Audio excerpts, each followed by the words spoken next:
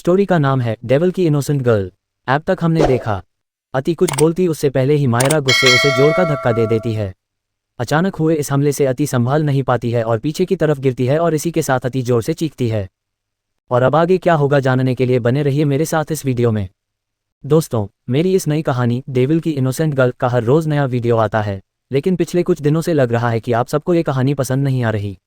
शायद इसलिए क्योंकि ना तो लाइक्स आते हैं ना ही कमेंट्स। सच कहूं तो इससे मेरा हौसला भी टूटने लगा है। आपकी एक लाइक, एक प्यारा सा कमेंट मेरे लिए बहुत बड़ी खुशी होती है, लेकिन अब वो खुशी भी कहीं खो गई है। इसलिए मैंने ठान लिया है, अगर इस वीडियो पर 50 लाइक्स नहीं आए तो शायद ये कहानी यही खत्म करनी पड़े। लेकिन अगर आप सब चाहेंगे, इसे प्यार देंगे, 50 लाइक पूरे करेंगे, तो मैं वादा करता हूं कि इस कहानी का अगला पार्ट जरूर लाऊंगा। तो दोस्तों, प्लीज़ इस वीडियो को लाइक और कमेंट ज़रूर करें ताकि ये एक डेविल की इनोसेंट गर्ल की सफ़र आगे बढ़ सके। तो चलिए चलते हैं अपने चैप्टर की ओर। चैप्टर 111 मेरी डार्लिंग एक नंबर की लड़ाकू है। अति गुस्से से मायरा को ही घूर रही थी। उसे मायरा बिल्कुल भी पसंद नहीं थी। अति कुछ बोलती उससे पहले ही मायरा गुस्से उसे जोर का धक्का दे देती है। अचानक हुए इस हमले से अति संभाल नहीं पाती है और पीछे की तरफ गिरती है और इसी के साथ अति जोर से चीखती है।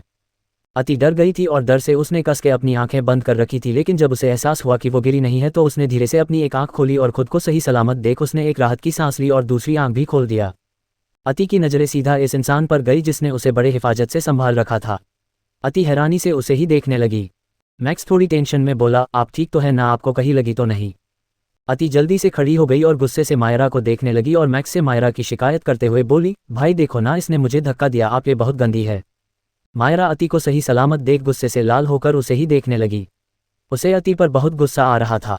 वो आगे बढ़ी, लेकिन वो अति तक पहुंच पाती उससे पहले ही मैक्स उसके सामने आकर खड़ा हो गया। मैक्स गुस्से से मायरा को घूरते हुए बोला, अगर तुम्हारी या तुम्हारे दोस्तों की वजह से उन्हें एक खरोच भी आई होती ना तो मैं तुम्हारा वो हाल करता जिसकी तुमने कहीं कल्पना भी नहीं की होगी। आज के बाद तुम और तुम्हारी दोस्त मुझे इनके आसपास भी दिखाई नहीं देना, वरना फिर तुम्हारी जो भी हालत होगी उसकी जिम्मेदार तुम खुद होगी। मैक्स ये सब बहुत गुस्से में बोल रहा था। वहीं मैक्स की बात सुन सब डर गए। मैक्स अति का हाथ पकड़कर बोला, आप मेरे साथ चलिए। मैक्स अति का हाथ पकड़े आगे की ओर बढ़ गया, लेकिन अति वही खड़ी रही, जिससे मैक्स के कदम भी रुक गए और वो मुड़कर अति को देखने लगा जो अब तक मायरा को ही घूरे जा रही थी। अति मैक्स से अपना हाथ छुड़ाने लगी और बोली, भाई मेरा हाथ छोड़िए, मुझे कुछ जरूरी काम है। मैक्स उसे ही देखने लगा। अति आखिर चाहती क्या है उसे कुछ समझ नहीं आ रहा था। अति अपना हाथ छुड़ाने के बाद सीधा मायरा के पास आए और थोड़ा उछलकर उसके चेहरे पर एक जोर का पंच जड़ देती है। अति की इस हरकत को देख मैक्स हल्का सा मुस्कुरा दिया कर नाम में सर हिला देता है और वही मायरा गुस्से से उबल जाती है। अति अपने दाएं हाथ को सहलाते सहलाते हुए बोली, अगली बार मुझे धमकी देने से पहले इसे याद कर लेना, और याद ना आए तो मैं किस लिए हूँ, मैं तुम्हें अच्छे से सब याद दिला दूंगी। मायरा को इस वक्त अति पर बहुत गुस्सा आ रहा था, लेकिन मैक्स के होते हुए वो चाहकर भी कुछ नहीं कर पा रही थी। इस वक्त मैक्स का ऑरा ही कुछ ऐसा था कि सबको मैक्स से डर लग रहा था। मैक्स अति का हाथ पकड़कर बाहर आ जाता है। इस वक्त उसके होठों पर एक ना दिखने वाली स्माइल थी। अति सामने सीट पर जाकर मैं बैठ गई और मैक्स ने कार स्टार्ट कर दी। मैक्स अति को सीधा ऑफिस लेकर चला गया क्योंकि अक्ष ने उसे अति को ऑफिस लाने को कहा था और शाम को उन्हें पार्टी में भी तो जाना था। अति कार में बैठी कुछ सोच रही थी और तभी उसका फ़ोन रिंग करने लगता है। अति जैसे ही फ़ोन में फ्लैश हो रहे नाम को देखती है तो जल्दी से फ़ोन उठा लेती है और एक प्यारी सी स्माइल के साथ बोली, दी आपको पता है मैंने ना आज उस चुड़ैल मायरा को पंच मारा और वो कुछ भी नहीं कर पाए। मुझे सच में बहुत मज़ा आया। वो बहुत गंदी है और हर किसी को परेशान करती रहती है। अति की बात सुन मिष्टी हंस दी और बोली, ओह मेरा बेबी, अच्छा हुआ तुमने फाइट सीख लिया, क्योंकि दुनिया में कुछ लोग ऐसे होते हैं जिन्हें बातों से समझना बेकार होता है। अब तुम लगती हो ना अक्ष अति सिंह शेखावत, जिसे अच्छे अच्छे को सबक सिखाने आता है। अति भी हंस दी। वही मैक्स मन ही मन बड़बाया, खुद तो एक नंबर की लड़ाकू है और अब मेरी भोली भली सी मैम को भी अपनी तरह ही सिखा रही है। मैक्स दोनों की बातें सुन अजीब अजीब सा मुंह बना रहा था। थोड़ी देर बात करने के बाद मिष्टी बोली, अच्छा ठीक है, मैं तुमसे बाद में बात करती हूँ, मुझे अभी बहुत सारे काम है। अति भी अब कुछ नहीं बोलती है, कॉल कट कर देती है। अति अक्ष के बारे में कुछ सोचने लगी और मैक्स से उसके बारे में बातें करने लगी। वो अक्ष के बारे में अजीब अजीब सी बातें कर रही थी। मैक्स को समझ नहीं आ रहा था कि अति उसकी तारीफ कर रही है या फिर बेइज्जती। मैक्स को अति की बातें सुन हंसी आ गई और वो हंसने लगा। अति उसे मुंह फूला कर देखने लगी तो मैक्स खुद को कंट्रोल कर बोला, ओके बाबा, अब नहीं हंसूंगा, अब गुस्सा छोड़ो। दोनों ऐसे ही बातें करते हुए ऑफिस पहुंच जाते हैं। सिंघानिया मैंशन। कबीर जी इस वक्त अपने स्टडी रूम में थे और अति की कही हुई बातों को सोच रहे थे। उन्होंने अति की सारी बातें सुन ली थी। अक्सर अधिक भी मीनाक्षी जी से यही सवाल किया करता है। उससे भी जानना था कि आखिर उसकी बुआ है कहाँ, क्यों वो इतने सालों में कभी उनसे मिलने नहीं आए। कबीर जी ने बुक्स के बीच में रखी हुई एक फ़ोटो फ्रेम निकली और जो उन बुक्स के बीच दबी हुई थी। कबीर जी उसे ही देखने लगे जिसमें वो और उनकी छोटी बहन थे। उस फोटो में दोनों थोड़े फनी लग रहे थे क्योंकि उसमें कबीर जी सोफे पर लेटे हुए थे और उसकी छोटी बहन उसके ऊपर चढ़ी हुई थी। उन्हें देखकर ऐसे लग रहा था जैसे दोनों किसी बात को लेकर झगड़ रहे थे और किसी ने छुपकर उनकी फोटो ली थी। कबीर जी की आंखों में दर्द उभर आया और वो नम आंखों से उस फोटो को देखते हुए बोले, तुमने मेरे साथ ऐसा क्यों किया? क्यों मुझे छोड़कर चली गई? क्या तुम्हें मेरी याद नहीं आती? क्या तुम्हें मेरी जरा सी भी याद नहीं आती? कम से कम एक बार तो मुझे देखने आ ही सकती थी ना। कबीर जी उस फोटो से शिकायत करने लगे जैसे उसकी छोटी बहन उसके सामने खड़ी हो और वो उससे गुस्सा हो। वो बड़े प्यार से उस फोटो को निहारने लगे। वहीं दूसरी तरफ मैक्स अति को लेकर ऑफिस पहुंच जाता है। मैक्स अति को अक्ष के केबिन के अंदर लेकर आया और अति अंदर आकर हर तरफ अपनी नज़रें घुमाकर देखने लगी।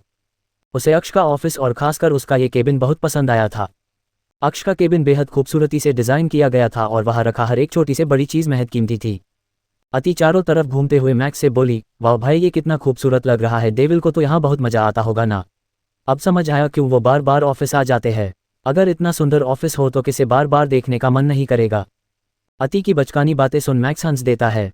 अति सामने ग्लास वॉल से बाहर का नज़ारा देख और भी ज़्यादा खुश हो गई और जल्दी से वहाँ जाकर ग्लास वॉल से लग गई और वहाँ से सुंदर सा नज़ारे का मजा लेने लगी। वहाँ से शाम और सुबह के वक्त बेहद खूबसूरत नज़ारा देखा जा सकता था क्योंकि ये टॉप फ्लोर पर था। अति को ये सब बहुत अच्छा लग रहा था, लेकिन अक्ष को वहाँ ना पाकर वो थोड़ी उदास हो गई। मैक्स अति को सोफे पर बैठा कर बोला, मैम आप बैठिए, बॉस अभी एक मीटिंग में है, मैं आपके लिए कुछ खाने को भेजवाता हूँ। अति बड़ा सा मुंह फूला कर बोली, जब उनके पास मेरे लिए टाइम ही नहीं था तो उन्होंने मुझे बुलाया ही क्यों? इससे अच्छा तो मैं घर में जाकर अपना कार्टून ही देख लेती। मैक्स हंसते हुए बोला, मैम अब आप बड़ी हो गई है, आपको अब कार्टून देखना छोड़ देना चाहिए। अति कुछ सोचते हुए बोली, भाई ये क्या बात हुई? भला किसी का बड़े होने और कार्टून देखने में क्या कनेक्शन है? आप जब छोटे थे तब भी खाना खाते थे, अब बड़े हो गए तब भी खाते हैं। अगर मैं कहूँ कि अब आप बड़े हो गए हैं इसलिए अब आप खाना नहीं खा सकते तो क्या होगा? वैसे ही मैं बड़ी होकर भी कार्टून देख सकती हूँ, इसलिए मेरे कार्टून को लेकर कोई लेक्चर नहीं। ओके। अति किसी बच्चे की तरह शिकायत करने लगी। मैक्स ना में सर हिलाकर बोला, आपसे मैं कभी नहीं जीत सकता, बस आप बिना कोई शैतानी के यही बैठे रहिए, मुझे कुछ काम है। अति हाँ में सर हिलाकर बोली, भाई जल्दी करना, मुझे भूख लगी है। मैक्स अति को घूरता है। मैक्स को इस तरह से खुद को घूरता पाकर अति किसी मासूम बच्चे की तरह शकल बना लेती है। अति की इस हरकत से मैक्स ना चाहते हुए भी मुस्कुरा देता है और हाँ में सर हिलाकर मुस्कुराते हुए वहाँ से निकल जाता है और वहाँ की फीमेल स्टाफ को अति के लिए कुछ खाने को लेकर जाने को कहता है। सिंघानिया इंडस्ट्री। अधिक अपने केबिन के चक्कर लगा रहा था। वो बस किसी तरह अपनी पहली नज़र की मोहब्बत को ढूंढना चाहता था। वो कब से यहाँ से वहाँ चक्कर लगा रहा था और इसी बीच उसका फ़ोन रिंग करता है। अधिक फ़ोन उठाकर जैसे ही सामने वाले की बात सुनता है, उनकी आंखों में चमक आ जाता है। सामने वाले की बात सुन अधिक को अपनी कानों पर यकीन नहीं हो रहा था क्योंकि उसके आदमी ने आज उसे देखा था जिसे अधिक पिछले 1 साल से ढूंढ रहा था। अधिक आंखों में चमक और होठों पर बड़ी सी स्माइल करते हुए बोला, तुम सच बोल रहे हो? क्या तुमने सच में उसे देखा? तुम अभी कहाँ हो? अभी के अभी मुझे उसे देखना है, तुम वहीं रहना, मैं अभी आता हूँ। अधिक की बातों से उसके दिल की खुशी झलक रही थी। अधिक तेजी से केबिन से बाहर जाने के लिए निकलने लगा कि तभी सामने वाली की बात सुन उसके चलते कदम वहीं रुक गए। सामने से वो आदमी धीमी आवाज में बोला, सॉरी सर, वो मैम अभी मिल नहीं रही, मैंने उन्हें अभी ही मार्केट में देखा था और उन्हें देखते ही आपको कॉल किया, लेकिन इतने में ही पता नहीं वो कहाँ चली गई।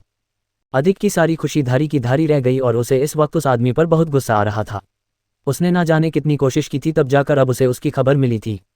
अधिक उस पर चिल्लाते हुए बोला, मुझे कुछ नहीं पता, मुझे जल्दी से जल्दी उसकी सारी की सारी जानकारी चाहिए, वरना अपनी इस प्यारी सी जॉब से हाथ धोने के लिए तैयार हो जाओ। वो बेचारा सिर्फ हाँ में सर हिला देता है। बेचारे के क्या दिन आ गए थे। ये आदमी कोई और नहीं, अधिक का पर्सनल असिस्टेंट अभय था, लेकिन अब इसका बस एक ही काम था और वो था अधिक की पहली नज़र की प्यार को ढूंढना, क्योंकि उस वक्त वो भी अधिक के साथ था जब अधिक ने पहली बार उसे देखा था। अब बेचारा उस पल को 1000 बार कोस चुका था कि आखिर क्यों वो उस पल अधिक के साथ था। अभय अधिक को कोसते हुए बोला, हद है, प्यार उन्हें हुआ है और जीना उन्होंने मेरा हराम कर रखा है। हे भगवान, बॉस को उनके प्यार से जल्दी से मिलवा दो, वरना बॉस मुझे उन्हें ढूंढते ढूंढते मरवा देंगे। अधिक को अब थोड़ा सुकून सा महसूस हुआ क्योंकि अभय ने उसे यही मुंबई में देखा था। वहीं दूसरी तरफ अक्ष इस वक्त मीटिंग रूम में था जहां सबको पसीने आ रहे थे। अक्ष हमेशा की तरह ही सीरियस था। उसने बहुत मेहनत से बिजनेस की दुनिया में अपनी एक अगल ही पहचान बनाई थी। अक्ष अपने नाम और पहचान दोनों के साथ कोई लापरवाही बर्दाश्त नहीं कर सकता था। मान भी उसी के साथ था और वो भी इस वक्त बहुत सीरियस लग रहा था। उसे पता था अक्ष ने इस मुकाम तक पहुंचने के लिए बहुत मेहनत की है, तो उसका गुस्सा होना भी जायज़ है।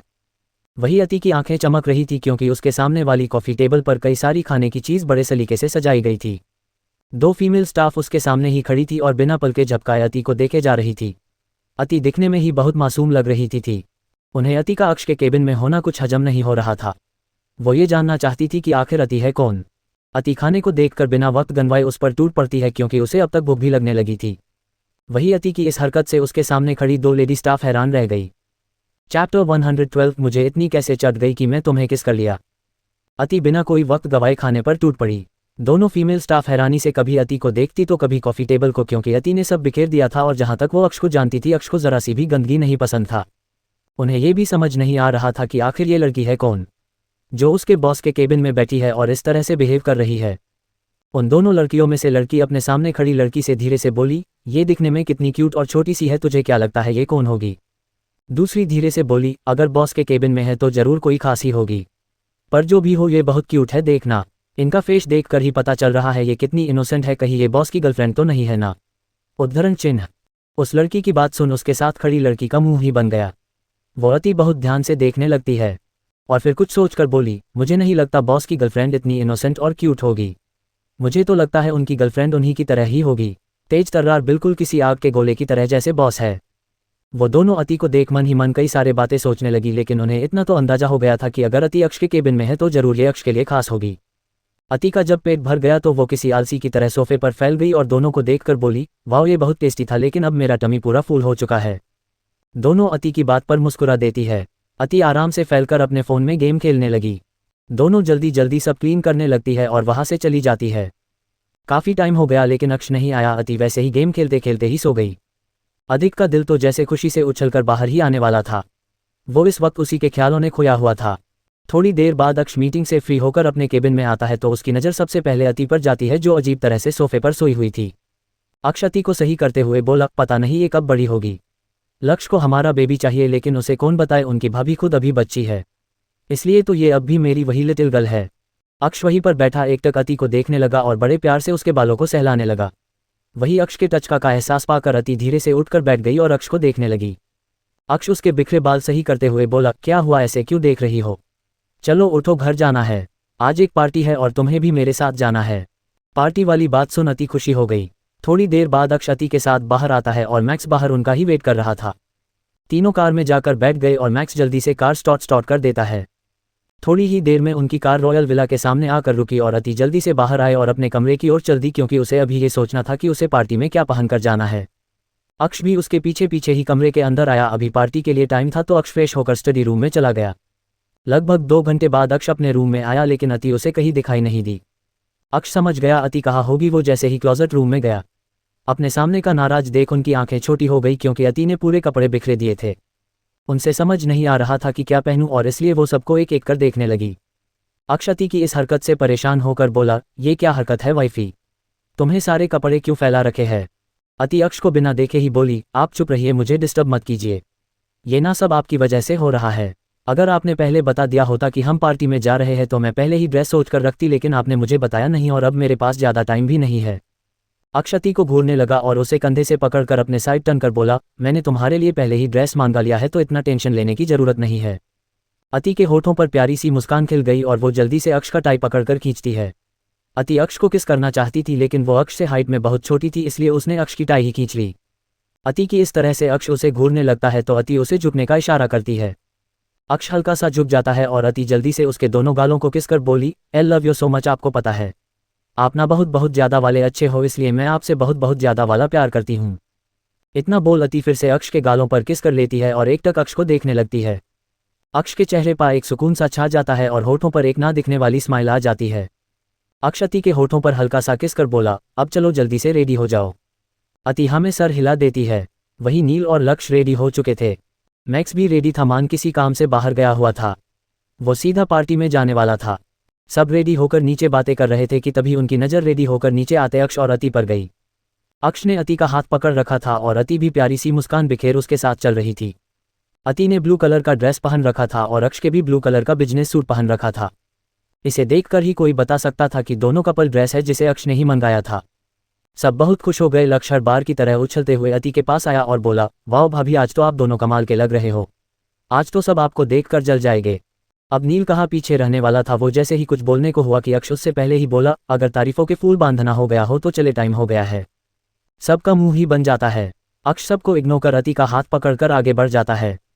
अक्ष ने अभी 2 ही कदम बढ़ाया था कि तभी अति को कुछ याद आता है। वो जल्दी से अपना पर्स चेक करती है तो उसमें उसका फ़ोन तो था ही नहीं। अति अक्ष को देखने लगी और बोली, 1 मिनट मैं अभी अपना फ़ोन लेकर आती हूँ।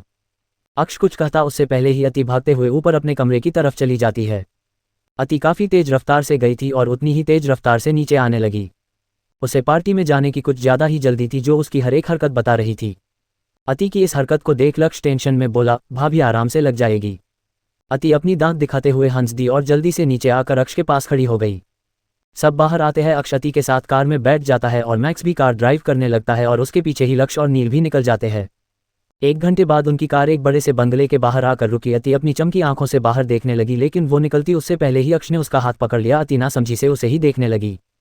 अक्ष अति की आंखों में देखते हुए बोला, किसी अनजान आदमी से बात करने की जरूरत नहीं है। जो बात करना है मुझसे या तुम्हारे भाइयों से करोगी, वरना कभी बाहर लेकर नहीं आऊंगा, समझी तुम। अक्ष की बात सुन अति उसे घूरने लगती है, लेकिन अगले ही पल जब अक्ष उसे घूरता है तो अति डरकर जल्दी जल्दी हाँ में सर हिला देती है। अति जल्दी ही बाहर आना चाहती थी, लेकिन अक्ष ने उसका हाथ पकड़ रखा था। अक्ष जैसे ही बाहर आने को हुआ कि तभी उसका फ़ोन रिंग करता है। अक्ष फ़ोन पर बात करने लगा तो लक्ष्य जल्दी से दरवाज़ा खोलता है। अक्ष को फ़ोन में किसी से बातें करता देखकर लक्ष्य के दिमाग में कुछ आता है और वो बड़ी सी स्माइल करते हुए अति को देखता है। अति मुंह बनाकर अक्ष को ही देखे जा रही थी। उसको देखकर ऐसा लग रहा था जैसे वो मन ही मन अक्ष को सुना रही हो, पर सामने से बोलने की उसकी हिम्मत नहीं थी। लक्ष्य जल्दी से अक्ष से बोला, भाई आप यहाँ फ़ोन पर बातें करने आए हो क्या? अगर ऐसे है तो आप वही करो, मैं भाभी को अपने साथ लेकर जाता हूँ। इतना बोल लक्ष्य अति का हाथ पकड़कर कार से बाहर निकलता है और अति भी जल्दी से बाहर निकल जाती है। अक्ष दोनों को घूरने लगता है। अति बड़े मस्त होकर लक्ष्य के बाहों में बाहें डालकर बोली, हाँ भाई मैं आपके साथ चलूंगी। ये बहुत बोरिंग है, जब देखो तब सीरियस मूड में ही रहते हैं। अक्ष जो किसी से कोई ज़रूरत बात कर रहा था, वो अब अपनी आंखें छोटी कर अति को घूरने लगता है और वो जैसे ही कुछ कहने को हुआ कि उससे पहले ही लक्ष्य अति का हाथ अच्छे से पकड़कर बिना एक पल गवाए जल्दी से अंदर चला जाता है। नील और मैक्स को इस वक्त अक्ष पर हंस आ रही थी, लेकिन जैसे ही अक्ष ने उन्हें देखा वो एकदम से हड़बड़ा गए और जल्दी जल्दी लक्ष्य के पीछे ही अंदर चले जाते हैं। अति जैसे ही अंदर आती है अपनी नज़रें चारों तरफ घूमते हुए चारों तरफ देखने लगती है। सब काफ़ी अच्छे से सजाया गया था। वही जैसे ही सबकी नज़रें अति पर गई सब उसे ही देखने लगे, क्योंकि वो लगी बड़ी कमाल की रही थी। अति चारों तरफ देखने लगती है और तभी कोई उससे कस के लिपट जाता है। अति एक पल के लिए तो डर ही गई थी, लेकिन जैसे ही उसने सामने वाले की बात सुनी उसके चेहरे पर मुस्कान आ गई। ओह बेबी, मैं कब से तुम्हारा वेट कर रही थी, कितना टाइम लगा दिया तुमने आने में। अति उससे अगल होकर उसे देखते हुए बोली, मिष्टी दी आप भी ना, मैंने कितनी बार कहा है मैं बेबी नहीं हूँ। मिष्टी अति को निहारने लगी। उसे अति बहुत क्यूट सी लग रही थी। मिष्टी अति के गाल को पिंचकर बोली, ओह बेबी तुम्हें नहीं पता, तुम बिल्कुल बेबी डॉल की तरह हो और आज तो मेरी बेबी डॉल कुछ ज़्यादा ही क्यूट लग रही है। मिष्टी सबको अंदर आने को कहती है और सब आपस में बातें करने लगे। तभी कोई नाराज़गी भरी आवाज़ में बोला, अरे भाई तुम लोग मुझे बार बार क्यों भूल जाते हो? मैं भी हूँ, मुझे भी तो कोई पूछो। अति हैरानी से स्वरा को देखने लगी जो झूठी नाराज़गी दिखाते हुए उसके सामने आकर खड़ी हो गई। उसके साथ अधिक भी था। अति को समझ नहीं आ रहा था कि यहाँ हो क्या रहा है। सब के सब यहाँ है, पर यह कैसे हो सकता है? अति कुछ सोचने लगी और बोली, सब के सब यहाँ कैसे? मिष्टी मुस्कुराकर अति के कंधे पर हाथ टिकाकर बोली, क्योंकि आज मेरे मॉम डैड की एनिवर्सरी है और साथ में एक छोटी सी सक्सेस पार्टी भी, क्योंकि डैड ने कुछ दिनों पहले ही एक न्यू कंपनी खोली है। मिस्टर राजवंश मिष्टी के डैड है और उन्होंने मिष्टी के कहने पर ही अक्ष से बार बार अति को यहाँ लाने की रिक्वेस्ट की थी, क्योंकि इन 2 सालों में मिष्टी अक्ष को इतना तो जान गई थी कि उसके कहने पर अक्ष अति को यहाँ आने नहीं देगा। और वैसे भी मिस्टर राजवंश भी कई दिनों से अति से मिलना चाहते थे और इस बहाने उन्हें एक मौका भी मिल गया।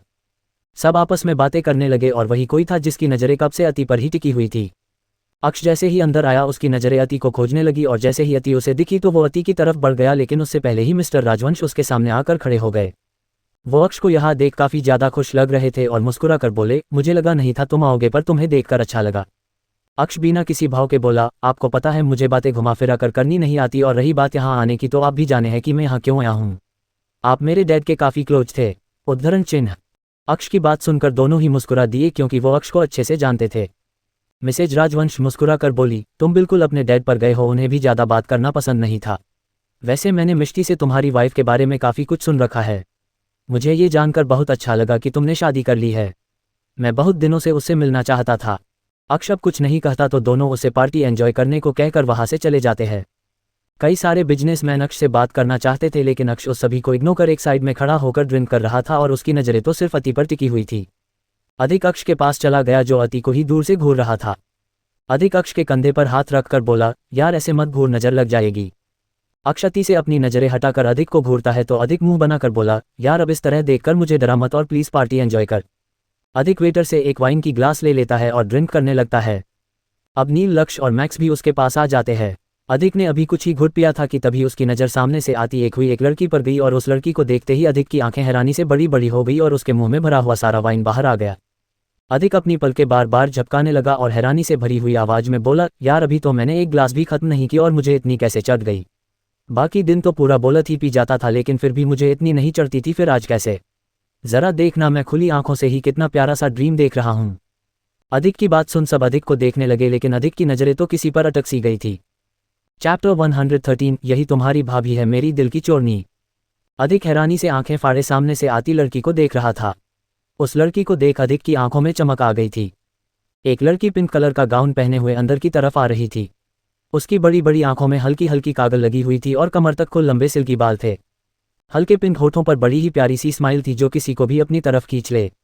वो लड़की दिखने में बहुत प्यारी लग रही थी। वही लक्ष्य अधिक को ये हाल देख अजीब सा मुंह बनाकर बोला, भाई ये बहुत गलत बात है। क्या आप भूल गए आप किसी और से प्यार करते हैं और वही मेरी होने वाली भाभी है और आप मेरी होने वाली भाभी को छोड़ किसी और को इस तरह से नहीं देख सकते। अधिक लक्ष्य को देखने लगा और बड़ी सी मुस्कान बिखेर कर बोला, तुमने सही कहा था, दिल की चोरनी ज़्यादा दिनों तक छुप नहीं सकती।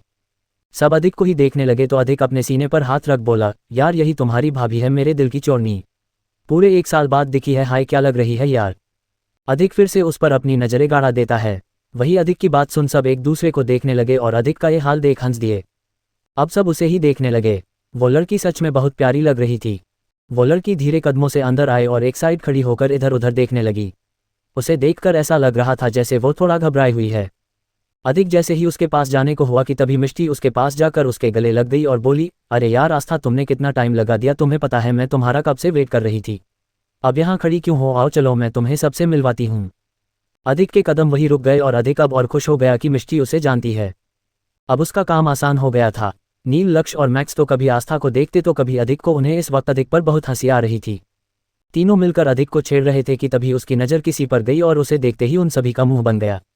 लक्ष्य उस लड़की को देखते ही मुंह बिगड़ते हुए सबसे बोला, यार ये नागिन यहाँ क्या कर रही है। मैं जब भी इसका ये मेकअप से भरा हुआ मुंह देखता हूँ मेरा पूरा मूड खराब हो जाता है। मैक्स भी उसकी हाँ में हाँ मिलाकर बोला, यार ये तन्वी की बच्ची ना इतना सज धज कर पक्का ये बॉस से चिपकने आई होगी, मैं इसे बड़े अच्छे से जानता हूँ।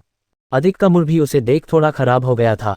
तन्वी अपनी तेज नज़रें चारों तरफ घूमती है, शायद वो किसी को ढूंढ रही थी। तन्वी जिसे ढूंढ रही थी उसे देखते ही उसके चेहरे पर चमक आ गई और वो जल्दी से अक्ष की तरफ बढ़ गई। वही सब तन्वी को ही घूर रहे थे। मिष्टी आस्था के साथ अति और स्वरा के पास चली जाती है जो मिस्टर एंड मिसेज राजवंश के साथ बातें कर रही थी। मिस्टर एंड मिसेज राजवंश को अति बहुत पसंद आए और उन्होंने जैसा मिष्टी से सुना था अति बिल्कुल वैसे ही थी। दोनों अति से मिलकर बहुत खुश हुए। मिष्टी आस्था को अति की तरफ इशारा कर बोली, इससे मिलो, ये है मेरी सबसे छोटी सी बेबी अति, मेरी जान। अति भी प्यारी सी स्माइल करते हुए आस्था से मिलती है। मिष्टी आस्था को सबसे एक एक कर मिलवाती है और सब भी उससे मिलते हैं। आस्था काफ़ी सॉफ्ट नेचर की थी और किसी से भी बहुत जल्दी ही घुल मिल जाती थी। अब मिस्टर एंड मिसेज राजवंश उन्हें अकेला छोड़ देते हैं। अब अधिक कहाँ पीछे रहने वाला था, वो भी जल्दी से उनकी के पास चला गया और उसके पीछे ही नील, लक्ष्य और मैक्स भी आ गए। कई सारे बिजनेसमैन की नज़रें अति पर थी लेकिन अति अपने भाइयों से गिरी हुई थी। उनका दिल तो कर रहा था कि एक बार पास जाकर अति को करीब से देखे कि क्या सच में वो इतनी क्यूट है जितनी उन्हें दूर से दिखाई दे रही है। वो अति को करीब से देखना चाहते थे और उससे बातें करना चाहते थे लेकिन अति कभी अकेले मिले तब ना। वो तो जब से यहाँ आई थी सबसे गिरी हुई थी, किसी को उसके पास आने का मौका ही नहीं मिला। अति आज बहुत खुश लग रही थी और सबसे हंस हंस कर बातें कर रही थी। अक्ष बस वही दूर से उन्हें देख रहा था। तन्वी ने उससे कई बार बात करने की कोशिश की पर अक्ष ने उसे पूरी तरह से इग्नोर कर दिया। तन्वी अक्ष के करीब जाकर खड़ी हो गई और बोली, तुम मुझे इस तरह से इग्नोर क्यों कर रहे हो? हम कितने दिनों बाद मिले हैं और तुम हो कि मेरी तरफ देख भी नहीं रहे, एक बार देखो तो सही। तन्वी उसके और कबीर जाकर खड़ी हो गई। तन्वी को अपने कबीर देख अक्ष को गुस्सा आ गया और उसकी पकड़ अपनी वाइन की ग्लास पर कस गई। वो तन्वी को अपनी सर्द नज़रों से घूरते हुए बोला, मैं यहाँ कोई तमसा नहीं चाहता, इसलिए चुपचाप यहाँ से चली जाओ वरना तुम्हारे लिए अच्छा नहीं होगा। अक्ष ने अपने गुस्से भरी नज़रों से ऐसा घूरा कि तन्वी तो डर ही गई और जल्दी से वहाँ से अपने कुछ फ्रेंड्स के पास चली गई। अधिक के चेहरे पर एक चमक सी थी और वो चमक जाने का नाम ही नहीं ले रही थी। नील स्वरा को देखते हुए मिष्टी से बोला, यार हम भी हैं, हमें भी तो इसने मिलाओ।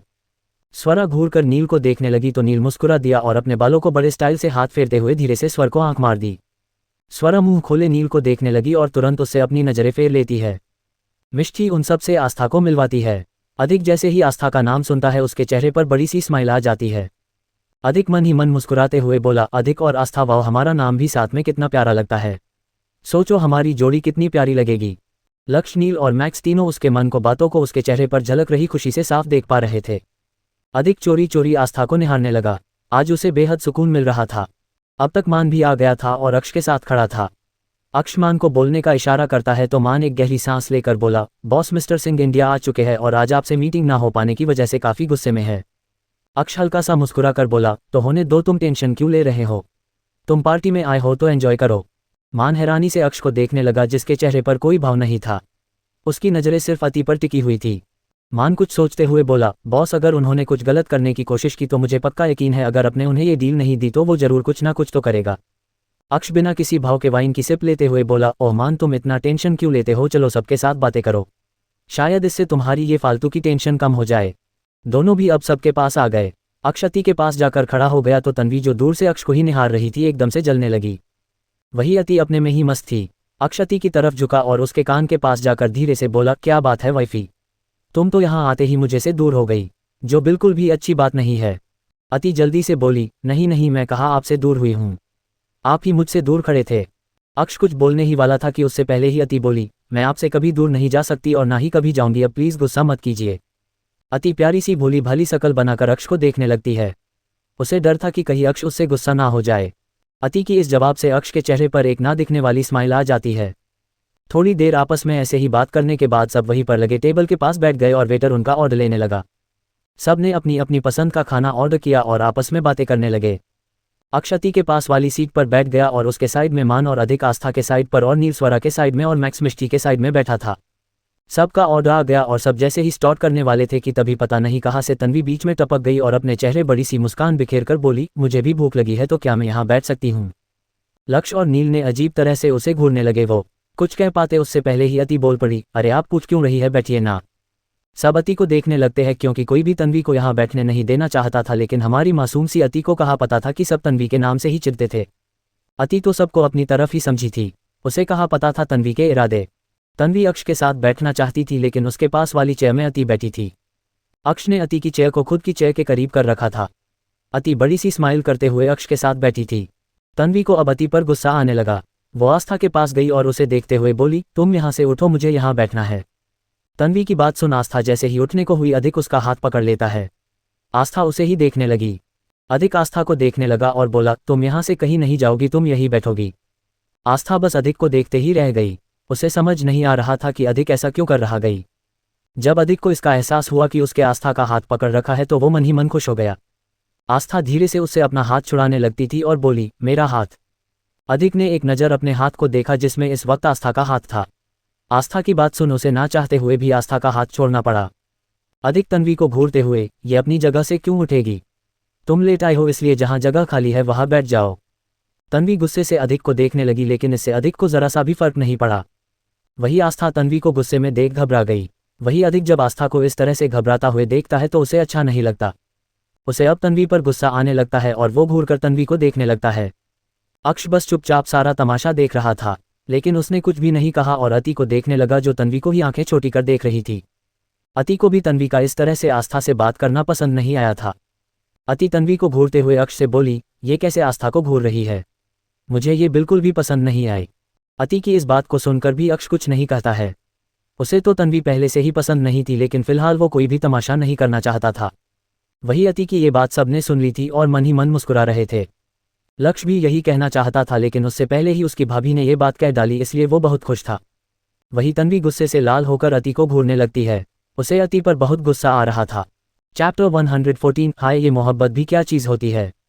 अधिक जब तन्वी को इस तरह से अति को घूरते हुए देखता है तो उसे अब तन्वी पर गुस्सा आने लगता है और वो घूरकर तन्वी को देखने लगता है। तन्वी गुस्से से एक साइड बैठ जाती है लेकिन उसकी नज़रें अति पर टिकी हुई थी। सब खाना स्टार्ट करते हैं। अति तो जन्मों की भूखों को तरह अपना सर प्लेन पर गाढ़ा कर खा रही थी, वैसे भी अभी पार्टी में आए काफ़ी टाइम हो गया था। अक्ष अति का सर ऊपर कर बोला, ये कैसे खा रही हो, आराम से खाना, कहीं भाग नहीं रहा है। अति खाते हुए ही अपने सफ़ेद दांत दिखाकर हंस देती है। वही उसकी इस हरकत से अक्ष की आंखें छोटी हो जाती है। खाते हुए हंसने की वजह से अचानक से अति अटक जाती है और जोर जोर से खांसने लगती है। अक्ष जल्दी से अपनी चेयर उठ जाता है। सबके हाथ रुक गए और सब अति को देखने लगे। सबके चेहरे पर टेंशन आ गई। अक्ष थोड़े गुस्से में अति को डांटते हुए बोला, बच्ची नहीं हो, देखकर नहीं खा सकती, अब अटक गई ना। अति खांसते हुए अक्ष को देखने लगती है जो गुस्से से उसकी पीठ सहलाते हुए डांट लगा रहा था। अक्ष गुस्से से बोला, अब मुझे क्या देख रही हो, पानी पियो। अक्ष अति की पीठ सहलाते हुए उसे घूरने लगता है और उसे पानी पिलाता है। अति भी चुपचाप पानी ली लेती है। अधिक अक्ष को शांत करते हुए बोला, बच्ची है, अटक गई, अब चिल्ला मत। क्यों उसे डरा रहा है? अधिक की बात सुन अति बड़ी सी स्माइल करती है और आंखों से ही थैंक्स कहती है। अधिक भी उसे आंखों ही आंखों में कुछ इशारा करता है। अब अति बिल्कुल नॉर्मल हो चुकी थी और अक्ष उसे एक वार्निंग लुक देकर अपनी चेयर पर बैठ जाता है। अब सब फिर से अपना खाना स्टार्ट करते हैं। वही तन्वी जो पहले ही अति ये इतना जलन महसूस कर रही थी, वो अक्ष को इस तरह से अति की केयर करता देखती है तो अंदर से जल भुनकर राख हो रही थी। उसे कुछ बोलने का मौका मिला था तो वो ये मौका ऐसे ही नहीं जाने से सकती थी। वो अति को नीचा दिखाना चाहती थी। तन्वी अजीब सा मुंह बनाकर बोली, तुम में जरा सी भी मैनर्स नहीं है क्या? कैसे खा रही हो? छी, तुम्हें तो ठीक से खाने भी नहीं आता। अति के चलते हाथ रुक गए और वो तन्वी को देखने लगी। तन्वी ने जिस तरह से ये कहा था वो अति को बिल्कुल भी अच्छा नहीं लगा। वही अक्ष अति का रुका हुआ हाथ को देख रहा था। उसे बिल्कुल भी नहीं पसंद उसके अलावा कोई और अति से थोड़ी सी भी ऊंची आवाज में बातें करे। तन्वी फिर से बोली, दिखाने में तो अमीर घर से लगती हो लेकिन मैनर्स जरा सी भी नहीं है। लक्ष्य का मन तो कर रहा था कि अभी इसी वक्त तन्वी का मुंह तोड़ दे। उसने गुस्से से कस के स्पून पकड़ ली। मान तन्वी को घूरते हुए रूखे आवाज में बोला, अगर तुम्हें इनसे इतनी ही प्रॉब्लम हो रही है तो तुम यहाँ से जा सकती हो, हमें कोई प्रॉब्लम नहीं है। तन्वी को अब कुछ बोलते ही नहीं बना और वो चुपचाप अपना खाना खाने लगी। वही अति को अब बिल्कुल भी अच्छा नहीं लग रहा था और वो सर नीचे कर प्लेट को देख रही थी। अक्ष जानता था अति को ये जरा भी पसंद नहीं था कि कोई उसके खाने के बारे में कुछ बोले। अगर यही बात अक्ष ने कही होती तो उसे बुरा नहीं लगता। अक्ष को हक है अति को कुछ भी कहने का, वो उसका हस्बैंड है, लेकिन तन्वी की बातों से वो हट हो गई थी। अक्ष टेबल के नीचे से अति का हाथ पकड़ लेता है तो अति उसकी तरफ देखने लगती है। अक्ष उसे प्लेट की तरह इशारा कर बोला, किसी की भी बात सुनकर अपना मूड खराब मत करो और चलो अब चुपचाप अपना डिनर करो। अति हल्की सी स्माइल करती है और चुपचाप खाने लगती है। वही अक्ष अपनी सर्द नजरों से तन्वी को घूरने लगता है। खाने के बाद सब आपस में बातें करने लगे। अति का बिल्कुल भी जाने का मन ही नहीं कर रहा था, पर क्या करती, अक्ष के आगे कुछ कह भी तो नहीं सकती थी। वो बेमन से स्वरा, मिष्टी और आस्था को बाय करती है। तीनों भी बड़े प्यार से उसे बाय करती है और अक्ष अति के साथ बाहर निकल जाता है। मैक्स भी उन्हीं के साथ बाहर आ जाता है। वही कुछ बिजनेसमैन बस मुंह खोले देखते ही रह जाते हैं। बेचारे कब से अति से बात करना चाहते थे लेकिन कोई उसे एक पल अकेला छोड़ तब ना। अधिक तो बस आस्था को ही निहारे जा रहा था। उसकी पलकें तो जैसे आज झपकना ही भूल गई थी। उसके दिल का हाल तो सिर्फ वही जानता था कि उसने इस पल का कितनी बेसब्री से इंतजार किया था। आस्था बस चुपचाप एक साइड खड़ी थी। नील और लक्ष्य अधिक के दोनों साइड खड़े थे और मन ही मन मुस्कुरा रहे थे। लक्ष्य धीरे से अधिक के कान में बोला, भाई बस करो वरना कहीं भाभी नाराज ना हो जाए। आप शायद भूल रहे हैं पूरे 1 साल बाद भाभी का दर्शन मिला है। अगर आपने कोई ऐसी हरकत की जो भाभी को पसंद कही आई तो कहीं वो गुस्सा ना हो जाए। और आपको तो पता है लड़कियां एक बार गुस्सा हो जाए फिर उन्हें मानना कितना मुश्किल होता है। अधिक लक्ष्य को अपनी खा जाने वाली नजरों से देखने लगा और बोला, यार अभी अभी तो मिली है, ऐसा मत बोल। थोड़ी देर ऐसे ही बातें करने के बाद स्वरा सबको देखकर बोली, काफी रात हो चुकी है, अब मुझे भी चलना चाहिए। नील तपाक से बोला, हाँ काफी रात हो चुकी है, चलो मैं तुम्हें घर ड्रॉप कर देता हूँ। स्वरा माना करते हुए बोली, नहीं मैं अपनी कार लेकर आई हूँ, खुद से जा सकती हूँ। मिष्टी स्वरा से बोली, यार अगर ये छोड़ने जाना चाहता है तो साथ में चली जाना, इससे प्रॉब्लम ही क्या है। कल यहाँ आकर अपनी कार ले जाना और इसी बहाने हम कल मिल भी लेंगे। वैसे भी जब से तुमने बिजनेस में एंट्री ली है तुम उसी में खोई रहती हो। अब स्वरा को कुछ बोलते ही नहीं बना और दोनों ही निकल गए। सिंघानिया मैंशन। मीनाक्षी जी अपने कमरे में बैठी हुई थी और कुछ सोच रही थी। उन्हें बार बार अति की कही हुई बातें याद आ रही थी। मीनाक्षी जी एक गहरी सांस लेकर बोली, सब कितने खुश थे, लेकिन पता नहीं हमारी खुशियों को किसकी नाराज लग गई और हमारा इतना हंसता खेलता परिवार एकदम से ताश के पत्तों की तरह ही बिखर गया। मीनाक्षी जी कहीं खोसी गई। कबीर जी अपनी बहन पर अपनी जान छिड़कते थे। उन्होंने उसकी सारी जिद पूरी की थी और हमेशा अपनी बच्ची की तरह रखा था। दोनों भाई बहन में बहुत प्यार था लेकिन फिर अचानक ही पल में सबको बदल गया। वो कहीं खोई हुई सी आवाज में बोली, पता नहीं कहाँ होगी तुम जहाँ कहीं भी हो प्लीज हमारे पास आ जाओ। तुम्हें पता है कबीर जी तुम्हें बहुत याद करते हैं, बस सामने से कभी दिखाते नहीं है। तुम प्लीज हमारे पास वापस आ जाओ। मीनाक्षी जी की आंखें नम हो गई थी और गला रूंध गया था। नंदन भाभी में भी बहुत गहरा प्यार था। दोनों हमेशा से सगी बहनों की तरह रहती थी और बेस्ट फ्रेंड भी थी। वो कहीं खोई हुई थी कि तभी दरवाजा खुलने का आवाज आता है और मीनाक्षी जी उस ओर देखने लगती है। कबीर जी अंदर आते हुए बोले, क्या बात है अब तक सोई नहीं, तबीयत तो ठीक है ना। कबीर जी की बातों में फिक्र साफ झलक रही थी। मीनाक्षी जी मुस्कुराकर बोली, अरे आप भी ना कितनी टेंशन लेते हो, मैं बिल्कुल ठीक हूँ, बस ऐसे ही नींद नहीं आ रही थी। अधिक अभी तक वापस नहीं आया है। कबीर जी बेड पर बैठकर बोले, तुम्हें लगता है आज वो घर आएगा? वो नहीं आने वाला, इसलिए चुपचाप सो जाओ। मीनाक्षी जी बस हाँ में सर हिला लेती है। नील जैसे ही कार लेकर आता है स्वरा उसमें बैठकर बिना एक पल गवाए बोली, तुम्हें शर्म नहीं आती इतने लोगों के सामने आंख मरते हुए? अगर किसी ने देख लिया होता तो अच्छा हुआ किसी ने देखा नहीं, वरना पता नहीं क्या क्या सोचते। नील कार ड्राइव करते हुए बेफिक्री से बोला, यार तुम कुछ ज़्यादा ही सोचती हो। वैसे एक बात कहूँ, आज ना तुम कुछ ज़्यादा ही बेकार लग रही थी। स्वरा अपनी आई रोल करते हुए बोली, तुम्हारी आंखों का अच्छे से इलाज कराओ। पता नहीं कैसे आंखें हैं, तुम्हें पता भी है मित ने मेरी कितनी तारीफ की है, और एक तुम हो जो जब देखो तब मेरी बुराई ही निकलते रहते हो। नील को अब बहुत गुस्सा आने लगा था। उसे स्वरा के मुंह से मित के बारे में कुछ भी सुनकर अच्छा नहीं लगता था।